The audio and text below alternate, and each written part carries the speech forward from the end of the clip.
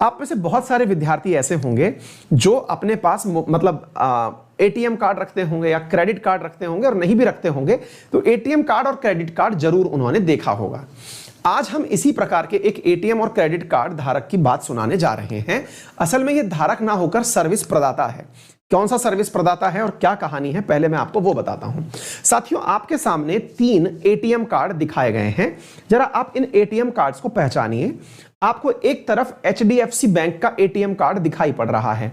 साथियों, आप जब अपने जेब से निकाल करके देखिएगा, अगर आपके पास एटीएम कार्ड है तो आप जरूर नोटिस करिएगा, एटीएम कार्ड के ऊपर इस प्रकार से बैंक का नाम लिखा होता है कि वो कौन सी बैंक का एटीएम कार्ड है ना।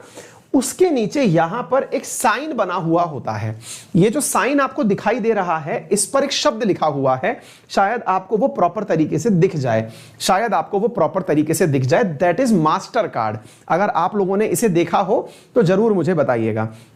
ऐसे ही साथियों, मास्टर कार्ड के बाद में एक ऐसा ही सर्विस प्रोवाइडर आपके सामने यहां पर दिखाई पड़ रहा है। जरा आप इसे देखिए, अमेरिकन एक्सप्रेस। ऐसे ही साथियों एक और है, और इधर देख सकते हैं इसे डाइमर क्लब, शायद आपको दिखाई दे रहा हो। डाइमर क्लब नाम से यहां पर एक मतलब वो है, सर्विस प्रदाता का नाम है। अर्थात बैंक के अलावा एचडीएफसी, अमेरिकन एक्सप्रेस और एचडीएफसी, इन सब के अलावा एक सर्विस प्रदाता का नाम और लिखा हुआ है इन सब जगह पर। ये होते क्या हैं, अगर आपको भी नोटिस कर पा रहे हो तो इसे देखिए, आपको समझ में आएगा। इन सब के नीचे इस प्रकार से नाम लिखे हुए हैं। अभी जो आपके पास एटीएम कार्ड हो सकते हैं, क्योंकि देश की 66% आबादी के पास जब से जनधन आधार मोबाइल अकाउंट आया है तब से रुपे कार्ड हो गया है। कौन सा कार्ड है? अधिकांश जनता के पास में रुपे कार्ड है। ठीक है बेटा, तो आप में से हो सकता है कि बहुत सारे लोगों के पास रुपे कार्ड हो या वीजा कार्ड हो या मैस्ट्रो हो। फिलहाल के लिए ये 3 सुर्खियों में है, अमेरिकन एक्सप्रेस, मास्टर कार्ड और डाइमर क्लब। ये क्यों सुर्खियों में है, जरा अब इन्हें सुनिए। पहले तो मैं ये बता देता हूं कि ये होते क्या हैं। साथियों, आप जो एटीएम कार्ड लेकर आते हो, उस एटीएम से आप पैसे बाहर विड्रॉ करते हो, तो वो पूरी की पूरी एटीएम को संभालने की जिम्मेदारी असल में बैंक की नहीं होती। बैंक तो केवल आपका ट्रांजैक्शन पहुंचाता है, पैसे पहुंचाता है वहां तक, एटीएम कार्ड तक। आपके सारे अकाउंट से लेकर के आपने ट्रांजैक्शन कौन से एटीएम से किया, कितनी बार किया, कौन सी रिसिप्ट निकली, ये सारी की सारी जिम्मेदारी इस मास्टर कार्ड की होती है।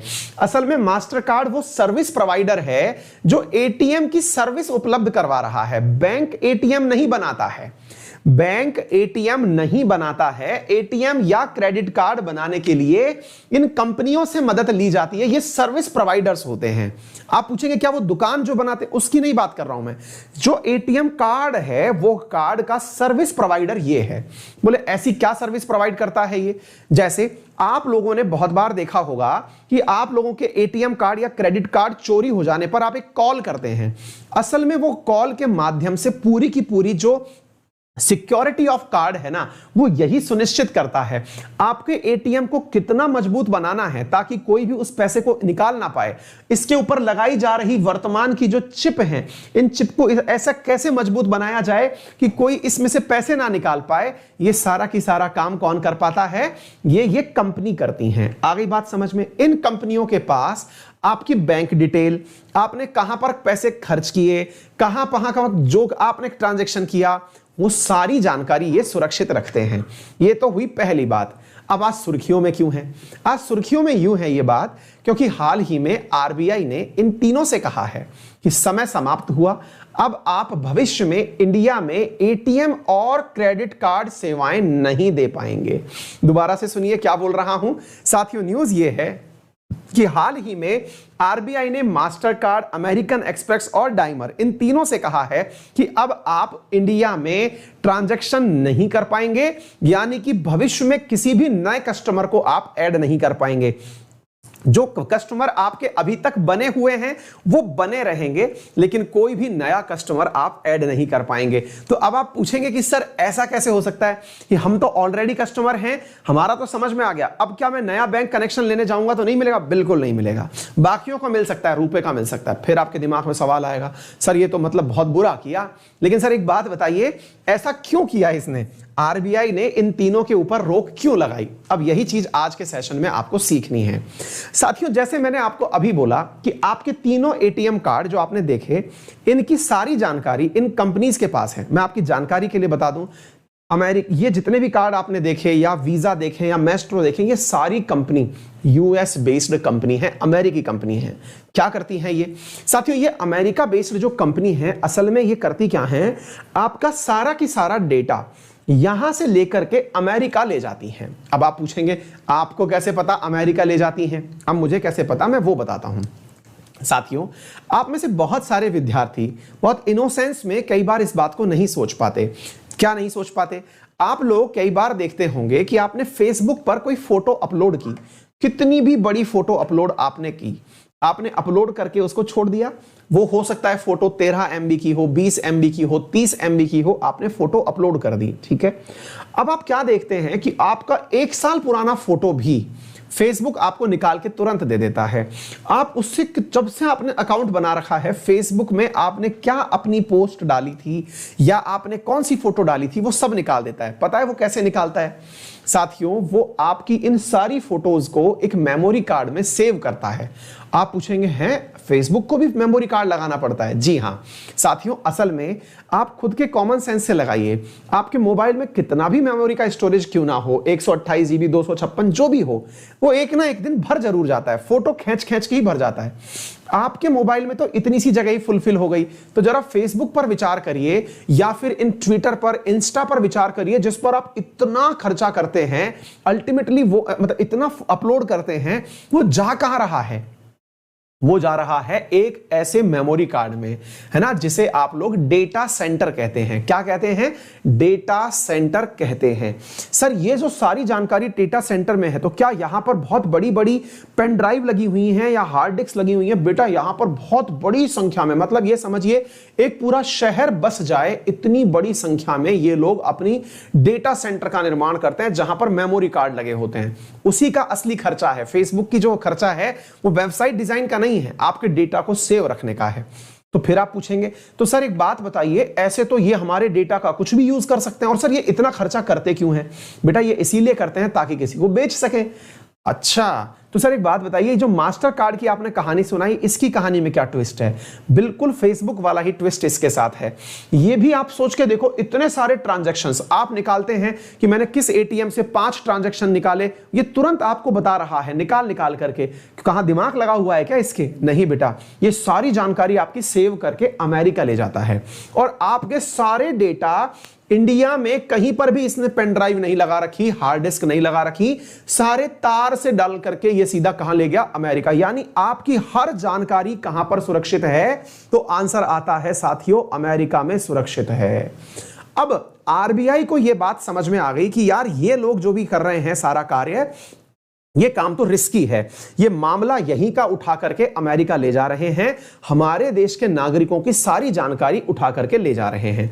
आरबीआई को यह बात समझ में आ गई। आरबीआई ने 2018 में इनको धमका दिया, तीनों को धमका दिया पकड़ करके, और कहा कि सुनो बेटा, बात ऐसी है कि तुम लोग जितना भी डेटा हमारा ले जा रहे हो, इसे भारत के अंदर अंदर 19 जुलाई से 22 जुलाई से पहले पहले भारत के अंदर तुम जो हो, यदि इंडिया के अंदर ही तुम लोगों ने इस डेटा को नहीं रखा, तो मैं तुम्हारी दुकान बंद कर दूंगी। यानी आरबीआई ने साथियों 6 अप्रैल 2018 को इन सभी सिस्टम प्रोवाइडर्स को कहा कि बेटा, अगर तुम 6 महीने के अंदर अंदर ये सारी की सारी जानकारी इंडिया में सुरक्षित रखने की व्यवस्था नहीं किए, तो मैं तुम्हारे सारे सिस्टम तोड़ ताड़ देंगे, हम यहां से आगे नहीं चलने देंगे। और इसके लिए इन्होंने यह भी कहा कि भाई बात ऐसी है कि तुम लोगों की जितनी भी जानकारी है उस पर मैं, यानी आरबीआई, एक पर्टिकुलर एक्ट है जिसका नाम है payment and settlement system act 2007 के तहत उन सभी जानकारियों को मांगने के लिए बद्ध हूं। तो एक प्रकार से आरबीआई ने इनको धमका करके क्या कहा कि तुम लोगों को सारी की सारी जानकारी विद इन 6 मंथ। आप पूछेंगे सर 2018 के बाद तो 6 महीने 18 में पूरे हो गए, फिर ये 19 और 20 चला गया, अब तो 21 आ गया, क्योंकि बेटा बाद में आ गया कोरोना या फिर सरकार के ऊपर प्रेशर। आरबीआई लेकिन नहीं मानी। आपको जान के आश्चर्य होगा, इस बार तो आरबीआई को सरकार ने भी कहा कि भाई इन लोगों को थोड़ी मोहलत दे दो। आरबीआई ने कहा नहीं, नहीं का मतलब बिल्कुल नहीं, हम इनको इंडिया से बाहर मैटर नहीं ले जाने देंगे। इंडिया में काम करना है तो इंडिया में ही डेटा सेव किया जाएगा। यह पर्सनल डेटा प्रोटेक्शन का बिल आप लोग भले ही संसद में लंबे समय से बना रहे हो, मेरा अपना काम है। आरबीआई ने तुरंत आदेशित किया कि यदि इंडिया में आप कंटेंट नहीं रख सकते तो आप जाइए, यहां से विदा हो जाइए। अभी जितने ग्राहक हैं आप उनके साथ काम करिए, बाद में उन पर भी हम एक्शन ले लेंगे। क्या आपको मेरी बात समझ में आ रही है?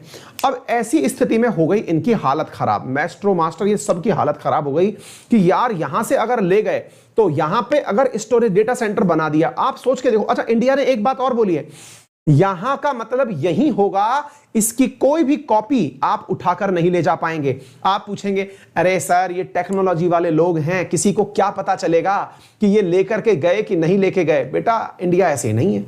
आरबीआई ने ये सारी जानकारी सर्ट इन, हमारे क्या है साथियों, साइबर सिक्योरिटी के लिए एक इमरजेंसी रेस्पॉन्स टीम है इंडिया के अंदर, है ना। तो जितने भी हमारे साइबर फ्रॉड होते हैं या साइबर की जानकारी से संबंधित एक एजेंसी है, उसका नाम है सर्ट इन। इसका नाम याद रख लिएगा, ये सर्ट इन सरकारी एजेंसी है बेटा। ये इमरजेंसी रेस्पॉन्स टीम है, central emergency response team of India. ये क्या करती है, इसको आरबीआई ने कहा कि ये कहीं मुझे बुद्धू बना करके कॉपी यहां से उठा के वहां ना ले जाएं, इसकी ऑडिट तुम लोग करोगे। यानी भारत के अंदर जितने भी प्रकार के साइबर हैकर हमले होते हैं उनको यही एजेंसी रोकती है। अब इसको जिम्मेदारी क्या दी गई है कि गलती से मुझे तो कह दिया कि मैंने जानकारी यही रखी है और ये लोग निकाल के अमेरिका ले गए, आप लोग रोक के रखना।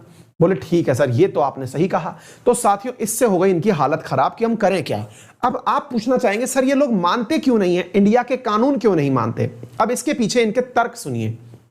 इनका तर्क यह है कि सर हमारा पूरा कारोबार एक ही जगह से चल रहा है, तो हम एक ही जगह से ही सारा ऑपरेट आसानी से कर लेते हैं। हम एक एडिशनल ऑफिस बना करके अपना खर्चा बढ़ाना नहीं चाहते। नंबर एक इन्होंने पॉइंट ये कहा।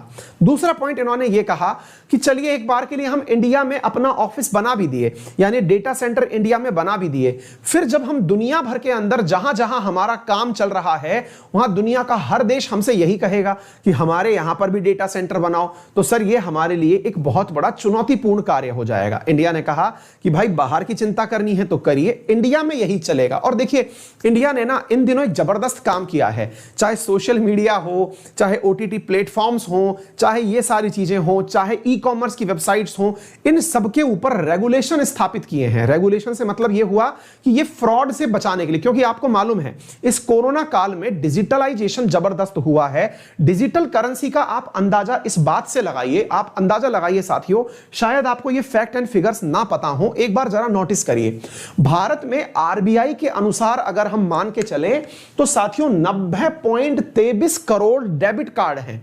मतलब आप पूछेंगे कि सर 135 करोड़ तो आबादी है, इतने सारे डेबिट कार्ड कैसे हो सकते हैं। अरे कई के लोगों के पास 5-5 डेबिट कार्ड है, मेरे खुद के पास हैं, आपके पास होंगे। इन सब में से साथियों इतने डेबिट कार्ड हमारे देश में ऑलरेडी चल रहे हैं।